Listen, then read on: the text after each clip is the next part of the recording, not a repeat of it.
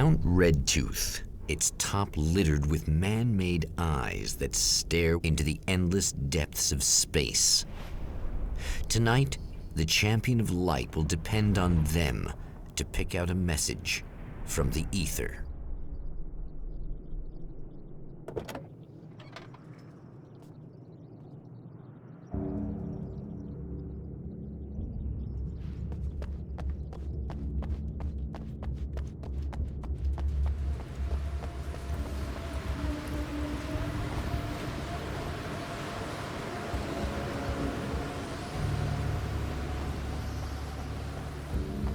As history repeats itself, the man remembers the patterns.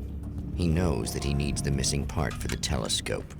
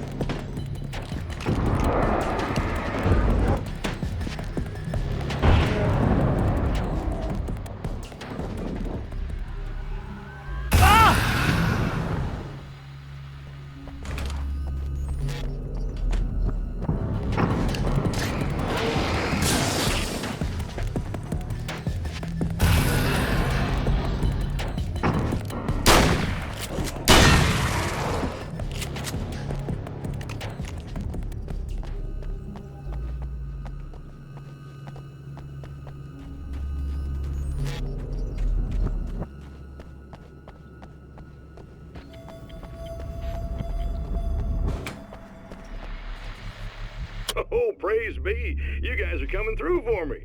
A pretty little light just started blinking on my board, and that means there's a caller out there. You know, when the hours stretch into eternity like this, when it feels like I'm stuck in a rut and just reliving the same endless night over and over again, I feel genuinely touched by someone actually reaching out to me, breaking the monotony. I just want you to know that it really matters to me. Caller, you're on the air. You suck, Eddie! Did you know that this is my dream job?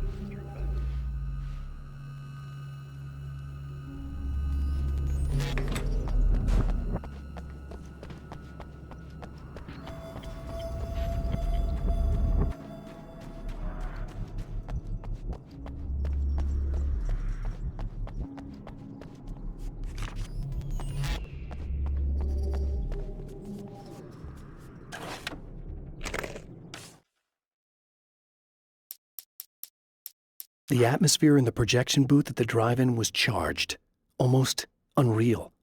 Despite that, the air felt cool and refreshing this late at night. It'd been a hot day. The summer was nearing its end, but it wasn't over yet. When Dr. Rachel Meadows got the call from Michael, telling her to hurry to the observatory, she didn't waste any time. It had been a nice party.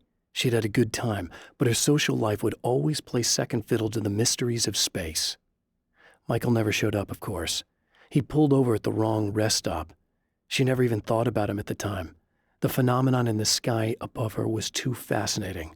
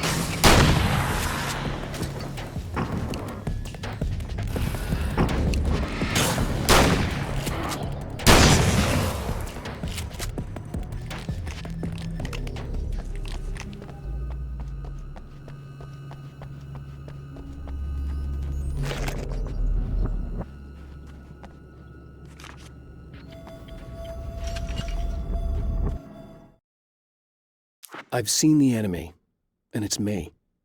I faced dark horrors before, things that live in the unimaginable pressures of the world beyond our own. Sometimes they masquerade as humans. That's what ultimately lurks inside Mr. Scrooge. He's every mean-spirited tabloid story about me, an evil caricature, a creature formed in that vague territory of misconceptions, half-truths, and the dark imagination of people who heard a story about me. An urban legend made flesh, a serial killer, my dark half, brought to life by the power of Cauldron Lake.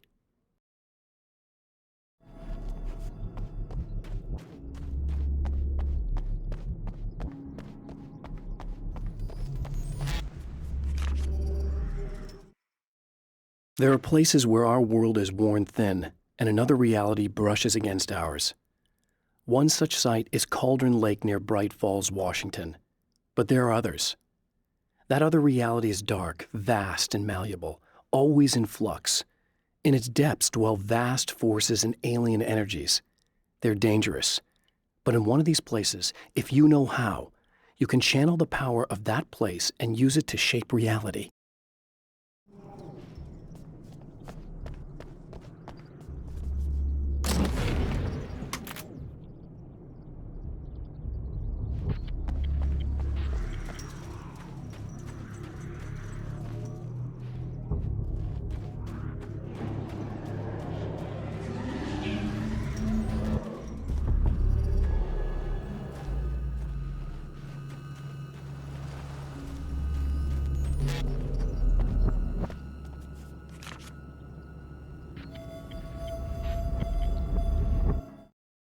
The darkness rose from the depths of Cauldron Lake and took Alice. It needed words. It needed me to write its way into our world. She was leverage, a hostage. I complied, but with a twist. I put in a loophole that gave me a chance to fight back. I was hunted by shadowy enemies, but I faced the darkness. I fought it with light. I drove it back. I saved Alice, but it came with a cost. I was trapped in the dark place below Cauldron Lake.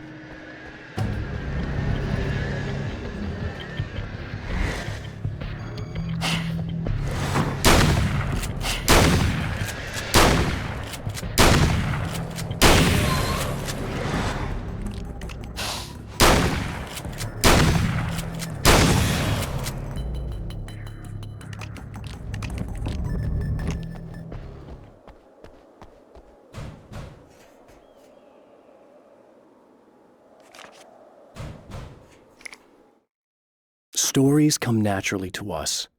We can't help it. There are many different worlds, many competing realities within our heads, fueled by books, television, even barely remembered childhood tales. There's an endless supply of fictional concepts more familiar to us than anything or anyone real. We have a far greater connection to the fictional characters we know and love than the random people we pass on the street. Our destinies and inspirations are shaped by lies, myths, and fables.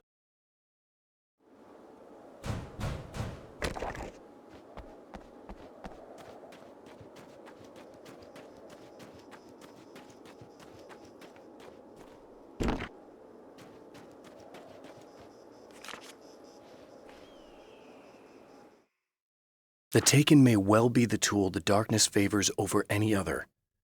At some point, they used to be human, but whatever humanity they once had is long gone.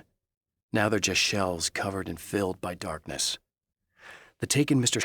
throws at me are more grotesque and varied than the ones I first encountered in Bright Falls. But I know how to deal with them. I'd be lying if I said they don't frighten me. But I've survived worse. I can't let them stop me.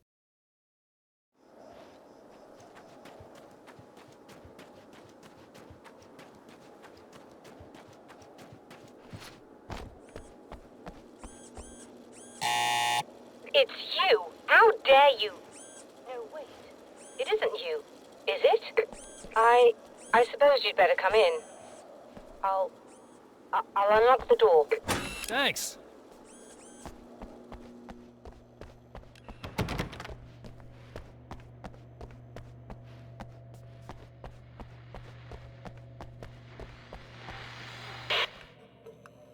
I know what you're thinking. Evil twin, supernatural powers. But most of the time, I just like to keep things basic. I want you to understand that.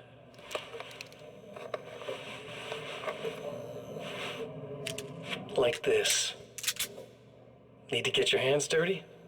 No batteries, no moving parts, just physics. That's technology you can depend on. It's a classic.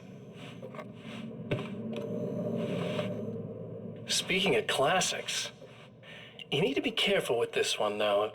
If the victim suddenly twists, you might end up cutting yourself. It's not really a workhorse, but I'm a sucker for this style. Now this is more like it. You've got slip-resistant grip. Believe me, you really want that traction once you're wrist deep in somebody. The blade's stiff enough so it won't open by accident in your pocket, but it's still really easy to open with just one hand. Now that's a big thing for me. I know what you're thinking. It's too big, too heavy. But sometimes you just need the extra oomph. If you're talking intimidation, this is gonna do the job. Also great for dismemberings and whatnot. You know, the messy jobs. I can't tell you how many things I've MacGyvered with this stuff.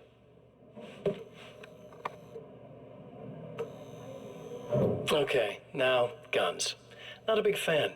I mean, how are you supposed to really connect with somebody with a bullet?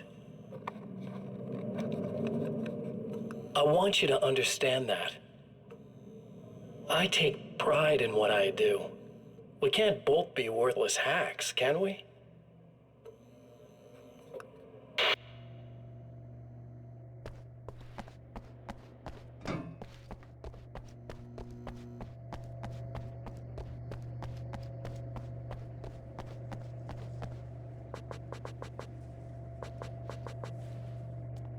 You'll have to forgive me, but this feels very strange.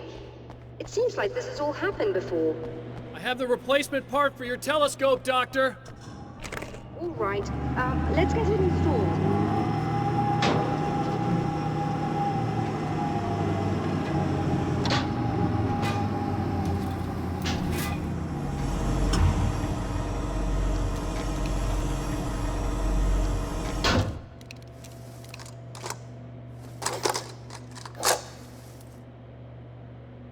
I think we can give this a go, although I have this strange feeling that something will Don't go start wrong. it up yet.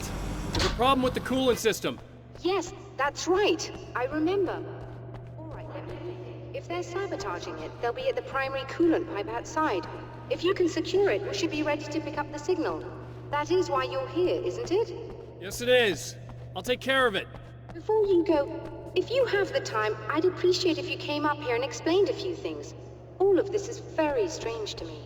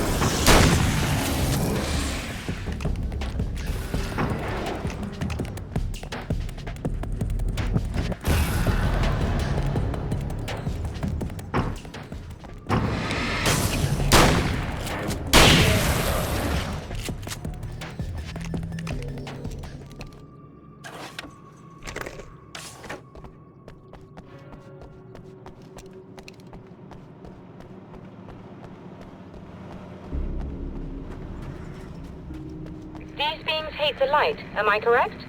You should be able to turn on the lights and secure the area that way. Doctor, can you hear me? I think we're good to go. All right. I'll start looking for the signal. Please, head back.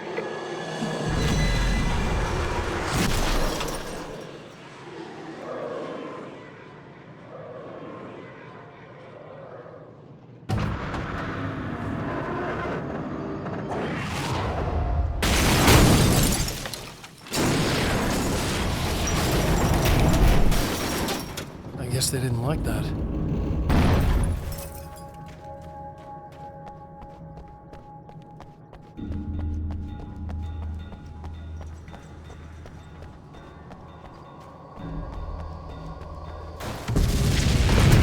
Old Dan Mountain's trying to kill me.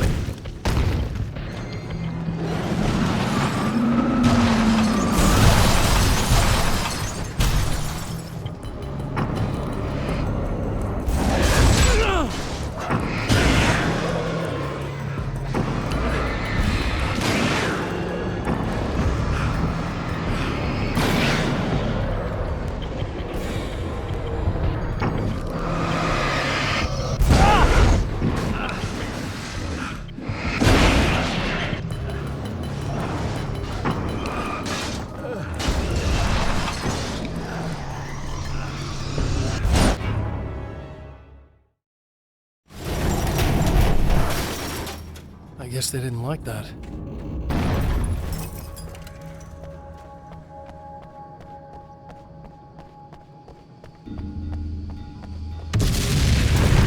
Old Dan Mountain's trying to kill me.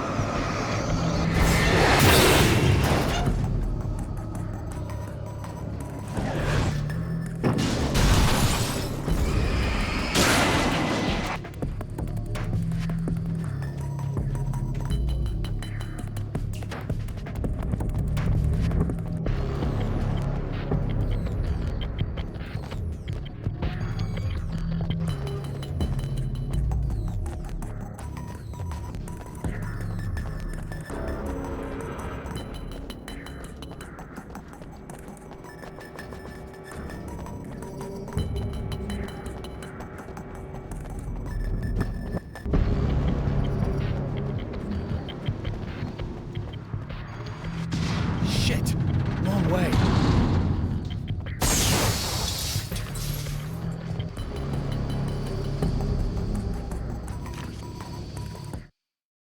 After my disappearance, they thought I was dead.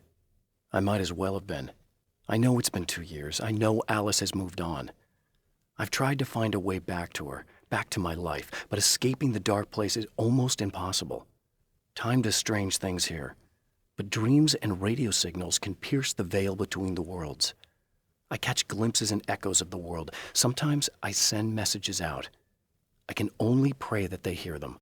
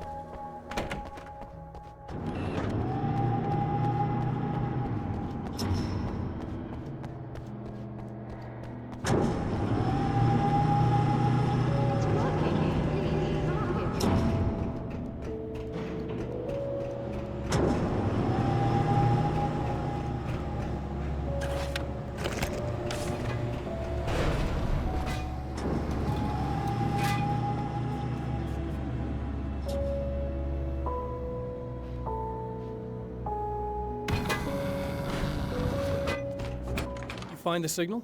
Yes, I don't think it's quite the same thing we had, the last time. Still, we're definitely picking it up. Are we getting the complete signal now? I'm afraid not. Take a look at it yourself. I'm printing out a hard copy now. I'd like to ask you a question or two before that, though. If you don't mind. What's on your mind, Doctor? Most people would find these events extremely disturbing, provided that they survive these creatures, that is. You seem to be quite adept at dealing with the situation. Why is that? Yes. I was involved in... It's a complex story. I was in this small town, and a horrible thing from another dimension kidnapped my wife and manipulated me into writing this horror story that came true. I learned to fight it with light, and I managed to contain it and free my wife. But I was trapped in its world. Are you serious? Absolutely. So, I'm used to reality working in strange or even impossible ways. And I fought these things, not exactly like this, but close enough for a good while now. Of course, I have certain advantages. Was there anything else? What did you mean when you said you have advantages? At the risk of sounding like a lunatic, reality is much more fluid than people think. It can be influenced. I didn't take you for a mystic. I'm not. I'm a writer. And under certain conditions, I can, for lack of a better word, rewrite reality. Change things. That's absurd. But it works. Assuming I believe this, why don't you simply, I don't know, write yourself some superpowers? It's not quite that simple. You need to follow certain laws of drama, I suppose. You need to think about consistency and symbolism. Often what you write isn't anywhere near as important as what you imply. There are things out there that will take advantage of your mistakes. You really believe in this? Don't look at me like that. You've experienced some of this yourself. I will gladly admit that something exceedingly strange is going on. But this idea that you're somehow altering reality with your writing is ridiculous. You're essentially saying you're controlling my actions. Leaving aside the rational arguments against this, what gives you the right? Well, it's more like having a destiny. A path you're on. You're not aware of it, but there it is. If somebody changes it, what difference does it make? It's what every writer does. If you write something that affects one of the characters, they don't really know about that. I'm not a character. Are you saying that it's all right to take advantage of someone if they aren't aware of it? Look, all I meant was that if you're genuinely making all your own decisions, and those decisions lead to whatever destiny you have, what practical difference does it make? I suppose that depends on whether our destinies are determined by things like physics and probabilities, or natural reality, which is presumably neutral and impartial, or by some kind of an intelligence. If it's the latter, that intelligence makes choices based on some criteria. If we suffer as a result of those choices, there's a moral and ethical element involved, regardless of whether we're aware of its manipulations. Wouldn't you agree? You're taking this very well. I thought you'd be angry. I suppose I would be if I thought you could actually do this.